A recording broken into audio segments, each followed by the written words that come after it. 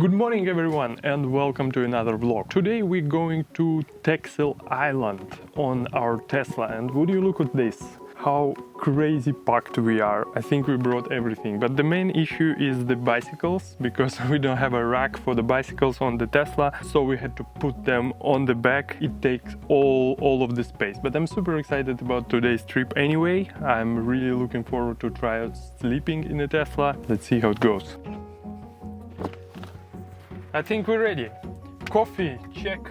A bunch of stuff on the back, check. It's really convenient that on a Tesla you can just select the profile and it adjusts everything for your settings. Yeah, let's go! Before going to the island, we had a few tasks to complete. First, we needed to charge our Tesla because it only had 30% of charge, and we wanted to charge it as much as possible before heading to Texel Island. So we planned for two supercharger stops. The first to charge it up to 80% and the second to top it off as much as possible. First supercharger stop for today. We have around 28% now. We're gonna charge a little bit, and then closer to Texel we're gonna charge more. There are actually a lot of chargers on Texel as well, but they are not superchargers, so they take a lot of time, and also they're a little bit more expensive. I figured we charge as much as possible here on the mainland and then go to island. So as you can see, it's really fast to charge. Up to 80% is just 11 minutes, and it charges really quickly, 960 kilometers per hour, but it goes lower and lower the more you charge, so the 80 to 100% is the longest. And the price 0.24 cents per kilowatt hour. Second supercharger stop, this one is V4 supercharger, so they're even faster. We have 20 minutes up to 100%. To be honest, we should have gone here in the first place. We just still a little bit not sure in the car charge and range. Also, we have a lot of stuff, so I thought it's gonna be affecting the range, but actually it didn't. I think we have like a 70 kilograms of stuff, and it didn't really affect the charge at all. So we should have gone here in the first place and just charge here. Just 12 minutes and we're 100%, and we're ready to go to our next stop. Our second goal was to go to Decathlon and pick up some camping gear. We wanted to buy better camping chairs and a table. Now that we have a car, there are plenty of space and we can camp a bit more in comfort than we did with our bikes. Okay, I think we made our choice in chair and table. Cheaper table and a little bit more expensive chair. I think we used a last bits of space. We put the chairs and the table under the bikes. There's a little bit of space, and also one chair here. In general, it's a terrible packing. The bikes definitely should go on the rack. I think we're gonna go have some breakfast, 1 p.m. already, or lunch, and then we'll go to our last destination, to the island. Let's go.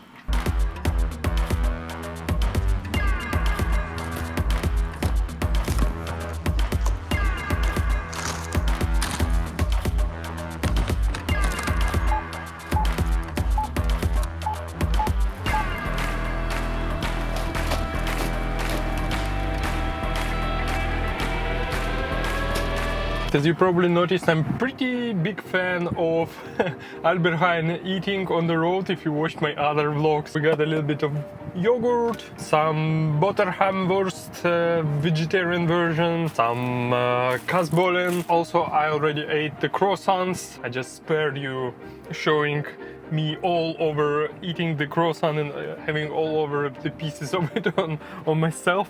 I'm just a little bit worried to become these dudes who have all the trash or all the waste all over his car, so I'm definitely gonna clean it up after we get back from the island. Main reason why I always prefer Albert Heijn to any of the restaurants, because in places like this, like a big, I don't know, shopping mall, there usually the restaurants are pretty bad. It's either fast food chains or some broderies where you only can get the sandwiches and maybe fries sometimes, which is not really good. I'd rather spend less money in Albert Heijn and to eat the same sandwich in this type of restaurants. Don't get me wrong, there are tons of great restaurants in the Netherlands, just not when you're on a road trip and stopping at the places like this. The next stretch of the road was uneventful, but I was happy to finally cross Afsluitdijk Bridge and enjoy the views of IJsselmeer and the main wind turbines on both sides of the bridge. Right after crossing it, we were very close to the place where our ferry was waiting. We arrived at Den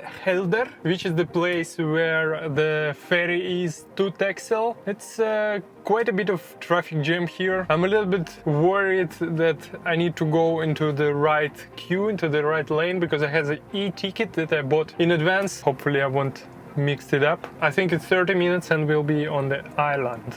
Alright, we are pushing the limits. There is a display that said it's 30 seconds until the last ferry, and we are like a fourth in line, and the next ferry is in 30 minutes. But the queue is still going, so there's still a chance. Oh no, they're closing the slagbooms.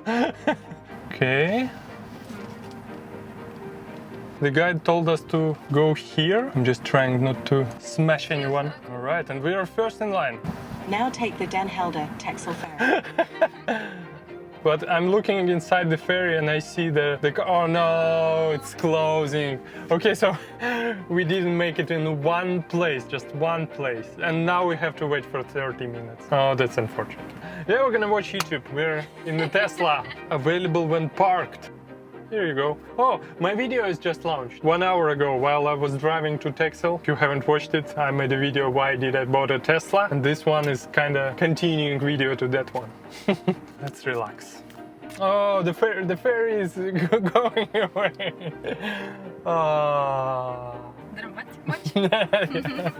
Another ferry is here.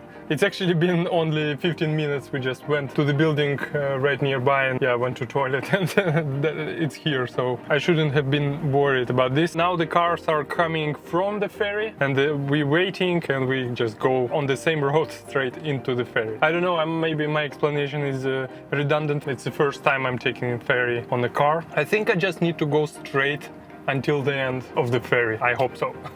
All right, we're going in. There's actually a couple of guys who just telling you where to go. They look like the guys who managing the plane lanes in the airport. I'm just going really slow. The guy nearby already parked. That's it, I guess. We parked.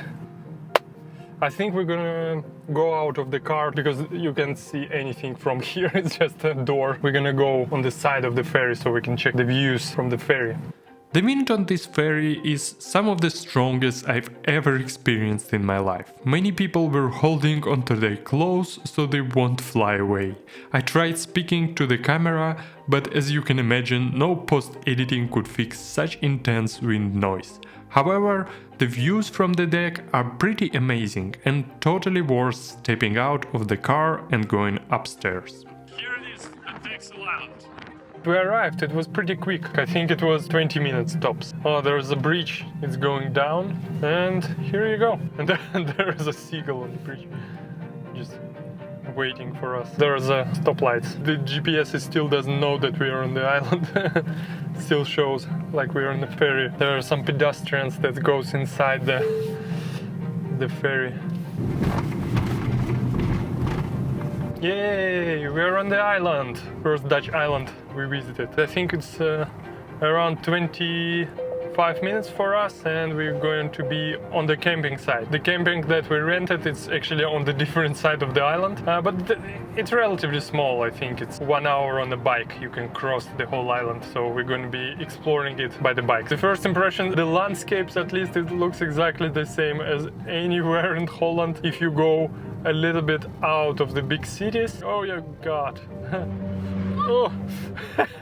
So basically the landscape is really similar to anywhere in the north where we live, and a little bit in the Friesland. I'm not disappointed, I'm just stating the facts. The roads are quite small, all of them are one-lane road in both directions. We're going really slowly, but it's 11 minutes more until the campsite. We're almost there, 300 meters. Pretty rural area, and I think our camping should be some kind of farm or parking behind the farm. Nobody's there, which is really nice. 300 meters, your destination will be on the left. There's a couple of farms. Somewhere here we're gonna be staying. Yeah, let's check in. It's already 5 p.m. though.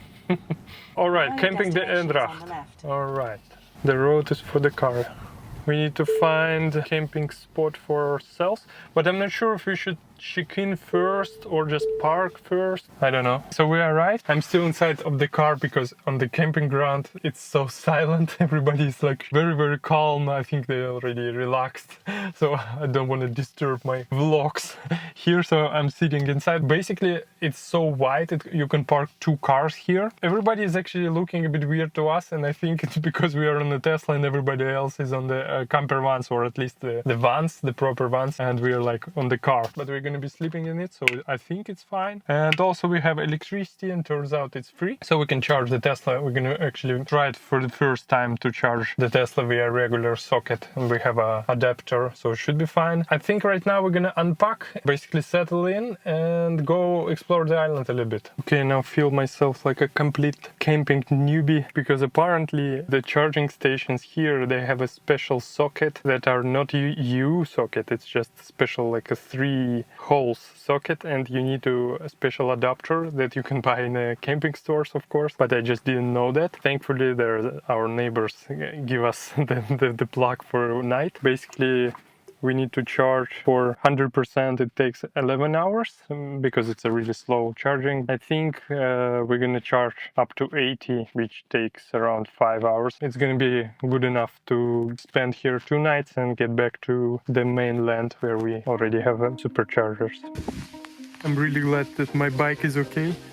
Tires doesn't have enough air, but I brought with myself the air pump. I pushed them and now it's good. Nothing was damaged or anything during the trip. And now we're going on the bikes to explore the island a bit, maybe have some dinner finally. We actually spent the whole day coming here. We should now think about it, and it's too much, but I think there were too many stops today. We went to eat some pizza, which was surprisingly good quality for a Dutch island. Afterward, we biked along the island's shore, enjoying the views and the nature. I really hope you guys don't hear all the noise from the wind, because I forgot my dead cat on the mic. Look at this beauty. This is where Texel probably shines really, because you're in the island, there's the water around us, no people, no bikes, nobody's here. The lighthouse, pretty far away, it's a famous lighthouse on the Texel, and the beautiful sunset. That's amazing. We biking through this whole beauty, trying to get to the lighthouse and fly it from there a little bit, then go back to Tesla to camp. But yeah, I just wanted to show how beautiful it is. It's amazing. We're getting absolutely amazing sunset, and I'm so glad I brought my drone with me. The only issue is that my drone is really small. It's the tiniest DJI Mini, and I'm not entirely sure it can withhold this strong wind. I hope it's not gonna fall somewhere. And also, check it out, I get the number, operator number from the Dutch government, so I can fly the drones. Because it has a camera, you have to get this number for 24 euros.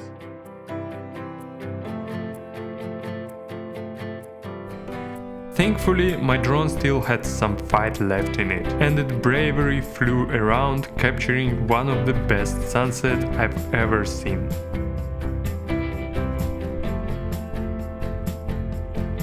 The sunsets are 10 out of 10 here. We had a pretty nice sunsets near the beach in The Hague when we lived, but Texel is just different level. Everything is absolutely crazy colors, purple, yellow, pink. And it's just pouring like liquid on the sky. It's amazing. We were really lucky to arrive on such a beautiful day. As I learned the next day, it doesn't happen like this every day. The next evening's sunset was pretty average. After admiring the amazing light show in the sky, we returned to the camping grounds and set up our bed for the night.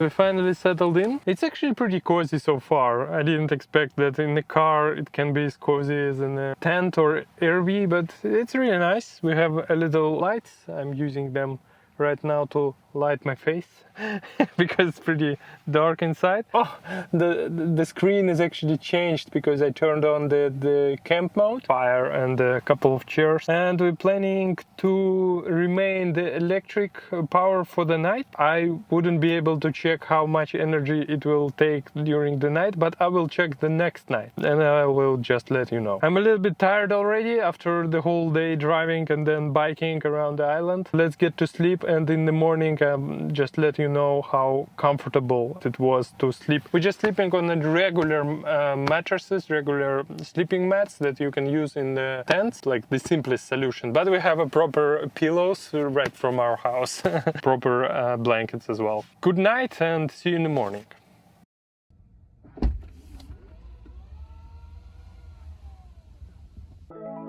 The morning did not disappoint either. There's something magical about opening the trunk door and immediately seeing nature and watching a beautiful sunrise after waking up and looking out of your windshield. Good morning. I think it was actually quite comfortable, surprisingly comfortable to be honest. I thought I will have some discomfort in the morning in my spine or neck, something like this, because of the curve at the end, because the back seats, they don't go fully down, they have this little curve. But honestly, it's not a problem at all because we have pillows and they basically create the curve anyway. The only issue with the curve is that I'm sliding down a little bit, so maybe it would be great to park the car a little bit, the rear wheels a little bit uphill. It would be nice, but it's not easy to find this place, especially in the Netherlands. But maybe there are some things that you can put under your rear wheel. But overall, it's not a big issue. This sleeping arrangement is much comfortable than sleeping in a tent. But of course, it's not a RV, it's not a camper van, it's not comparable. Well, camper vans is a completely different game. First of all, you can't really stand here. This is my limit how I can sit, but at least I can sit. Well, of course you can just sleep here, you can't really walk around, you can't really do anything, no kitchen, no shower, no toilet. But for sleeping, I think it's as best as you can get. We need to buy maybe shades on the windows so the sun is not getting through so early. But overall, you still wanna wake up early in the camping, right? To maybe meet a sunrise. Regarding the charge, I will tell you after the night today. Surprisingly, our Tesla started charging much better at night. So we went to sleep and it was 57% and it charged 10% during the day. During the night, it's already 93%. And the camping mode was on the whole night and now we have 93%, so it's perfect. The camping mode is amazing. It holds the temperature the whole night. It's perfect. There's a little noise when the wind is circulating inside the car. It's more like a white noise, so it doesn't disturb you at all. When you sleep in the tent, for example, there are plenty of noises that you hear, and here in Tesla it's completely noise isolated and you cannot hear anything. Overall, I'm really happy how it turned out. I think we're gonna get a bed because these mats are not perfect, but it's comfortable even with them. Basically, we're gonna continue doing this. I think it's perfect, especially on the road trips or camping trips. The next day, our friends arrived to join us at the camp and we had a great time. We continued biking around the island, enjoying the nature and stunning views, cooking some camping coffee and food. We also visited an amazing beach near the Koksdorp village and its lighthouse. This beach is surreal and incredibly vast. I think it would be perfect for shooting some scenes for a movie like Dune. I also learned that a famous scene from The Knocking on Heaven's Door was shot here on Texel, but on a different beach. And later we spent another great night sleeping in the Tesla. Small update from the charging standpoint. Yesterday we went to sleep when it was 87 and now it's 78, so it's 9% per night, and I think the night took around 9 hours, so it's basically 1% per hour to use the camping mode in Tesla. That's the end of our little vlog, camping on a Tesla on a Texel Island. I hope you like it and give me a thumbs up if you like this video. Don't forget to subscribe, check my other videos about life in the Netherlands and my vlogs here and here, and see you in the next one. Doei doei.